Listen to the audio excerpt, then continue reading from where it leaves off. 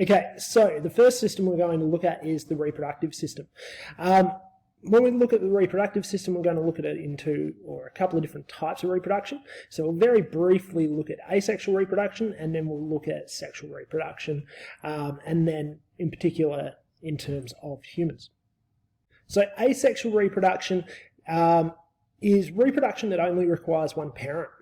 Okay, so it's not like you'd find with most organisms you're probably aware of. Only one parent's required, so this means that we don't actually need a sperm or an egg to be involved in it. What will happen is the offspring is going to grow in part of the parent's body, and this gives particular characteristics. So basically the organism that's produced is actually a clone of the parent. It's genetically identical to it. And any of the offspring that are produced, unless there's a mutation, will be identical as well.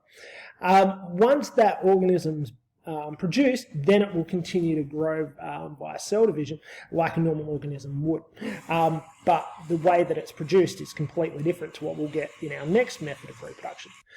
So unlike asexual, which only requires two parents and all of the offspring are genetically identical to the parent, sexual reproduction requires two parents.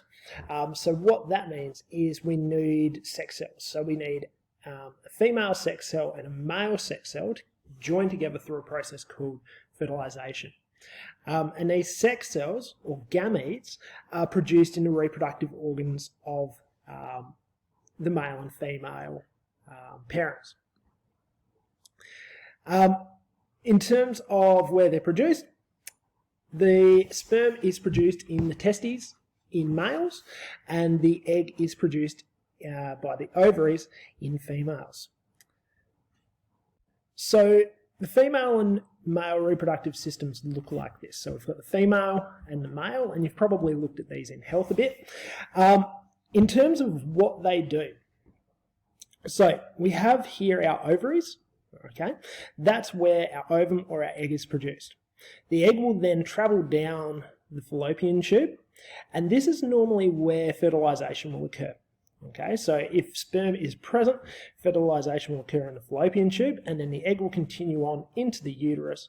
And if it's become fertilized, it'll implant in the uterine lining, and then cell division, we'll see it develop through its stages until it becomes a viable offspring, in which case it will come out.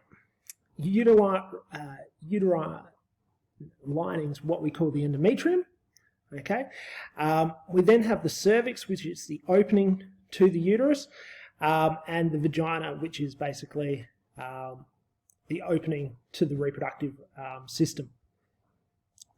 The male, our gametes get produced in the testes. Okay, so like with female, there's two ovaries, males, there's two testes. These are found in the scrotum, okay, in the sac, and what will happen is the sperm will be produced in the testes and then stored in this structure, which is called your epididymis. When they're released, they'll travel through the vas deferens, which is the tube that will run into the urethra and then out through the penis. There are a couple of glands attached to it, so things like your seminal vesicle and your prostate gland. Effectively, what they do is they add the fluid to the sperm for things like fuel, and there's a bit of alkaline fluid in there as well, just to help them survive and to be able to make the journey to the egg, hopefully to get fertilization to occur. So if we get a combination of a sperm and an egg, this is what we call fertilization. So the egg becomes fertilized, and the cell that we end up with is a zygote, and this is just a single cell. All right. Fertilization occurs differently in different animals. Okay, we'll have a look at that in a second. But basically, your sperm and an egg will combine, so fertilization will occur, a zygote will be formed, and then that zygote will go through mitosis, and the cells will become specialized, and then you'll get your organism out of it that way. So different organisms will fertilize their eggs in different ways. So one way that it can occur is via internal fertilization. So the gametes stay within the body and meet within the female, and this occurs via sexual intercourse. And that happens in humans and other mammals. It happens with birds. We can then have what's called external fertilization. So that's where the female will release the unfertilized egg into water, and the male will release sperm into the water, and fertilization will happen within that environment. This occurs with organisms like fish and frogs. Sexual reproduction occurs in plants as well as in animals, and after a zygote is produced, the cell will divide to allow that new organism to grow. So the young can develop inside or outside of the female body. Most mammals have internal development, where the young will develop inside the mother's body.